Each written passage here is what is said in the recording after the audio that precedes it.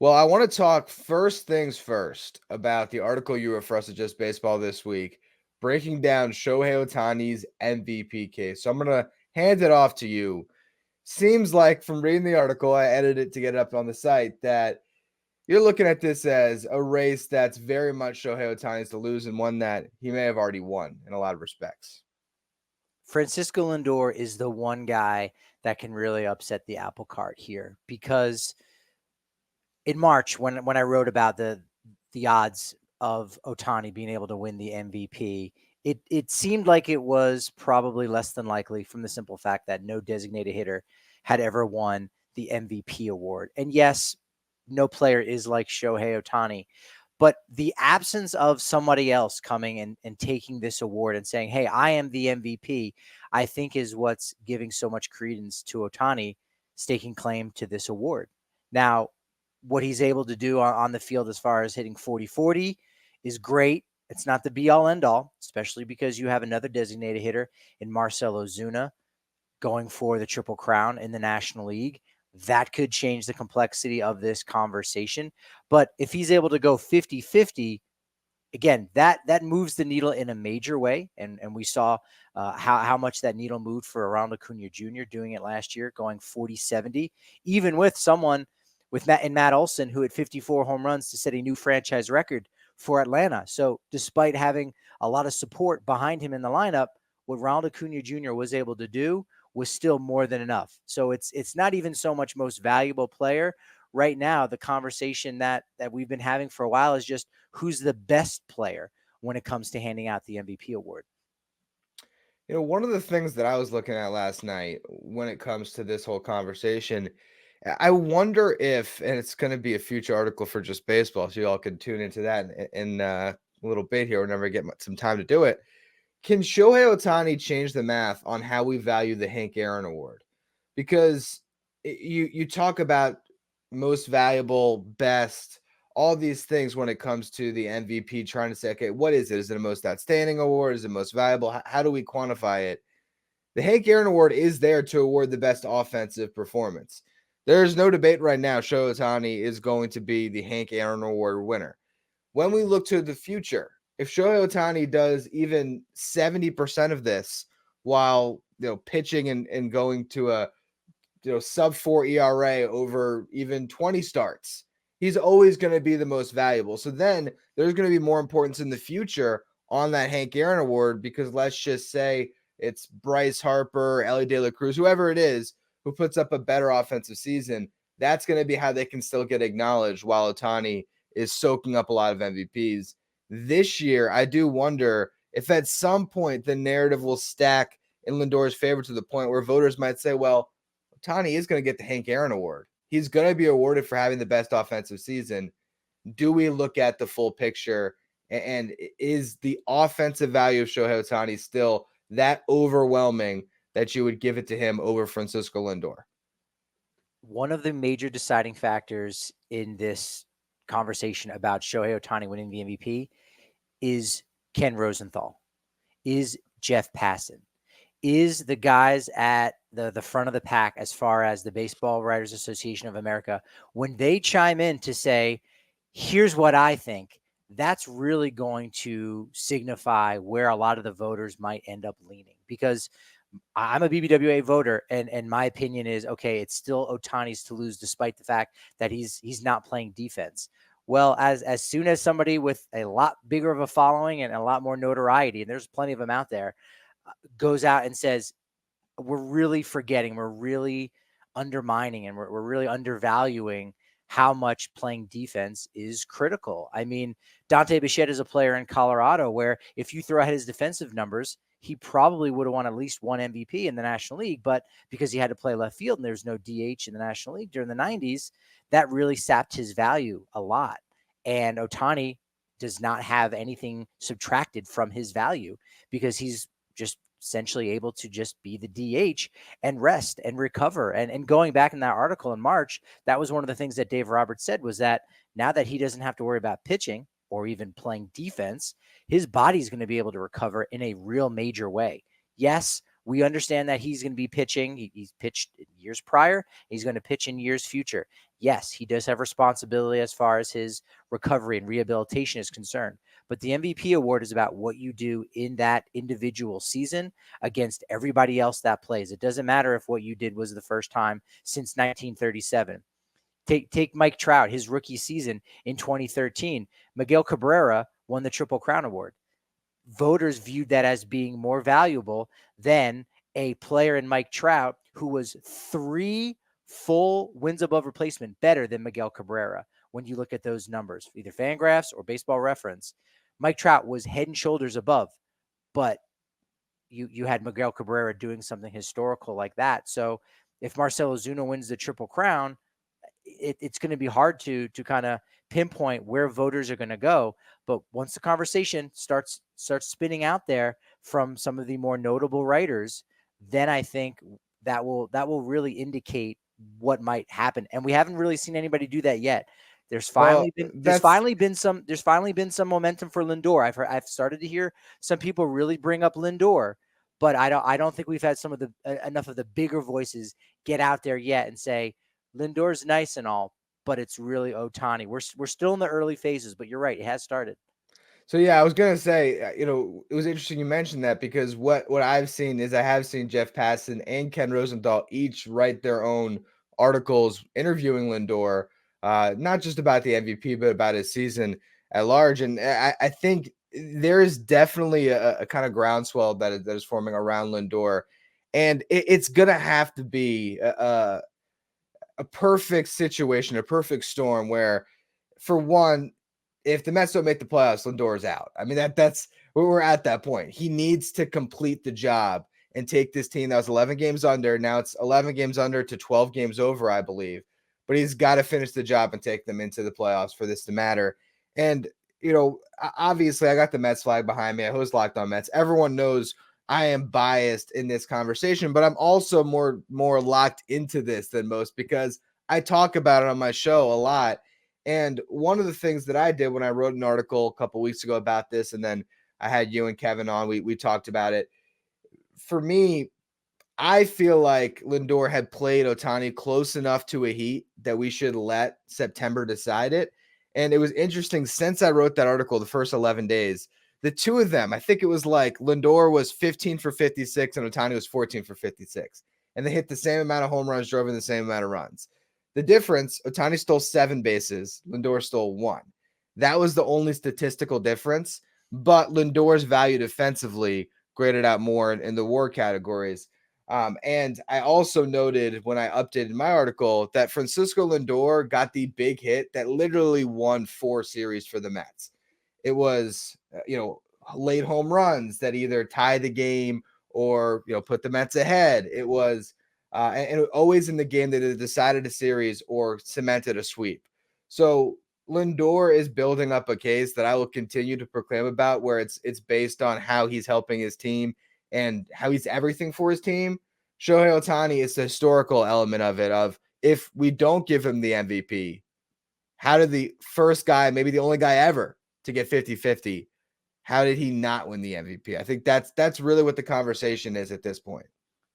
It's fascinating because if you take Ohtani out of the conversation, if Ohtani didn't exist, you're right, it would be Francisco Lindor, I think, head and shoulders above everyone else. Like, okay, sure, some of the metrics say Ellie De La Cruz is one of the best players, but to your point, Reds are out of it. And same thing with Paul Skeens. Okay, he might not even be the Rookie of the Year award winner. So highlights aside, those guys, the numbers are nice, but they don't have that value component. Matt Chapman, congratulations to him, just signed a 6-year, $151 million extension with the Giants. A lot of his value comes from more of the defensive side. So if you look at who else would be in the conversation, it's Lindor and then everybody else. But the problem is it's Ohtani and everybody else, because Ohtani exists. And as you just said, making the playoffs is part of the story. It's a part of this narrative. The narrative favors Ohtani because he is doing things like we've never seen. Besides even just the 50-50 season, we have a historic franchise. The Dodgers are the 8th oldest franchise in Major League Baseball, and they are the oldest one to never have a 50-homer season. Sean Green has the most in 49. If Ohtani is able to do that, That's going to be an interesting conversation, talking about Jackie Robinson and Duke Snyder and all these great Dodgers players dating back to the late 1800s. And Ohtani has now finally hit the most home runs. And he does it at Dodger Stadium, a place where there aren't a ton of home runs hit. Cody Bellinger, it was 2019. He hit 27 home runs at home. Ohtani has 23. If he's able to get 5 more, now he's got the Dodger home run record in Dodger Stadium in LA in a pitcher's ballpark.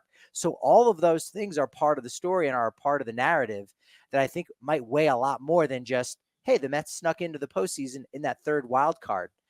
You and I know how important, how critical that can be, but there's just so much weight, I think, right now favoring Shohei Ohtani, and it will just be interesting to see who interprets what in what way and how the case is officially made. But I do think here we are almost a month removed from the last time we kind of had a conversation like this, and it was Ketel Marte. His conversation had just started to heat up, and then unfortunately he went on the injured list right after. I really hope that something like that doesn't happen for Francisco Lindor, because you're right. He deserves to be in the conversation. And this is about Ohtani and Lindor. I think the deck might be stacked against Lindor, but he is 100% deserving of being in the conversation. Yeah, this is a race that is going to divide a lot of people because of the fact that there hasn't been a DH to win it. So there's just that component of what do we value, and I think both of these guys are going to get a lot of votes, and I think it's going to really split that voting population, because it just depends on how much you value that component to it. Because Buck Showalter, obviously another guy with bias, but he went on MLB Network to make the case for Lindor, and I think there are a lot of people that are very much have gone through the marathon that are going to say, well, the DH is not as valuable as the position player that's out there every single day. I'd also say the thing about Lindor that really makes this an interesting debate is because of how bad he was in the first 2 months, where if Francisco Lindor had been consistently what he's been for the last 4 months, he would be blowing Ohtani out of the water, numbers be damned, because the last 4 months, he has been that much more valuable when it comes to WAR. And even the offensive numbers, month by month, Lindor has creeped up and up, where now he's matching Ohtani's offensive production when it comes to the WRC plus stats and OPS and things like that, where he's got a better OPS over the past 6 weeks, and better batting average, all these things. But Ohtani has done it wire to wire, and that's led to the numbers that we're looking at now, where 50-50 is right there for him. If he ends up at 49 homers, how much does that hurt his MVP case?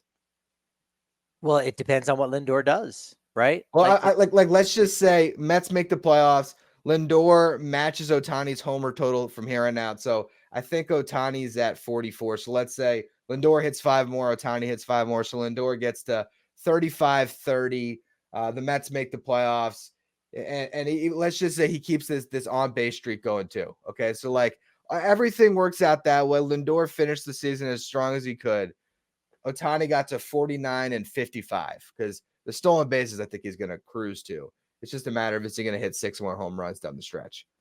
Your math is off, because the final 3 games for the Dodgers take place at Coors Field. So there's no way he's ending on 49. No, but I do think that could. Like, I honestly do think, voters are smart enough and they do enough homework to say, well, he did fall short of history, tied the Dodgers all-time record with 49 home runs in a season. But that, I think, is critical for him to make that history, to go out and do that, all things being considered, if Lindor is able to do that. You also have, the Dodgers, the Padres and Diamondbacks are breathing down their neck. So that's something that has, I think, a lot of value that, might be lost in the conversation just a little bit, and is worth a lot more than just sneaking in as the third wild card. That's a component. In the past, I talked about, well, Ohtani's been the one consistent with Betts going out and Max Muncy and so many of these other guys being injured. But if you look at wins above replacement, Ohtani has had a lot more help from offensive players than Lindor. In fact, Pete Alonso isn't even the second most valuable player according to Baseball Reference version of WAR. It's Mark Vientos. So, I mean, how many voters, how many people would even realize that? So that, I think, favors Lindor in a real major way. How many MVPs have never made the All-Star game in that season? is that going to be something that's viewed as like, well, I mean, dude kind of poured it on late at the right time? Again, I don't really think he should be knocked for that entirely. He definitely was probably the top snub and was very much deserving in a year in which there was a lot of math that goes into it. So I think there's so many pieces that are here in front of us. We just don't quite know how they're going to fit yet. But are there enough pieces right now where you can look and say there's a world in which Francisco Lindor comes out as the National League MVP? 100%. There is a really good opportunity and a good chance that Lindor does it. It's really just about whether or not the Mets can get into the postseason and if Lindor can continue to be hot and really have a couple walk-off hits, to be honest, right? Those highlights are worth 2-3 times as much once you get into September. And I think that's definitely where Lindor potentially wins it. It's the fact that there's going to be a lot of attention on this Mets run to potentially make the playoffs. There's a big series against the Braves, second to last one of the season for the Mets. That could mean everything. Francisco Lindor has a monster series and carries the Mets to beat the Braves and to knock that team that was the preseason favorite out of the playoffs. Obviously, we know why the Braves are in this spot. It's because of all the injuries, but that's going to hold a lot of weight. I feel like when we get to the end of this thing, the two sort of first big check marks to see what happens is, do the Mets make the playoffs? Does Otani get to 50-50? If those two things happen, voters are going to have a really tough time trying to pick between these two seasons. And that's awesome. It's awesome to see a race that could be that close when, a couple weeks ago, the odds were so heavily in Otani's favor. I think Lindor now at BetMGM is plus 550. So it's getting narrower and narrower by the day. And, another interesting wrinkle to this conversation is that if it is that close, how would I even phrase this? The voting populace in a lot of ways, I think, will favor Lindor because Lindor, I think, will finish 1 or 2 again in this scenario in which they're virtually a tie. Lindor will be 1 or 2 on every ballot. There will be 1 or 2 folks out there that might go and slide Otani as a third place vote, maybe even a fourth place vote. I don't think you'd see fifth because there is a lot of hive mind thinking when it comes to BBWA voters. In fact, I think that was discussed a little bit this offseason by John Heyman about, a lot of these unanimous votes that end up going out. It's like, I don't know if everyone's reading the same article or what it is, but everyone does have a similar, type of thinking. But all it takes is that one person to go, yeah, this guy's a DH, fifth place vote is still really high. He's still one of the top 5 guys. That's going to lose Otani a lot of points where Lindor is going to be 1, 2, maybe 3 on just about every single ballot. That structure of how voting goes down and the mechanics of it, that definitely favors Lindor. You just need the one voter who is really upset about the gambling that Otani has been exonerated from to put him 10th. And all of a sudden, it opens up the door. Now, it's going to be a crazy award race. And we got a lot of them to discuss today, but this is the one that I think is going to get maybe the most national media attention. First off, too, let's say what's up to Yuki. How you doing, Yuki?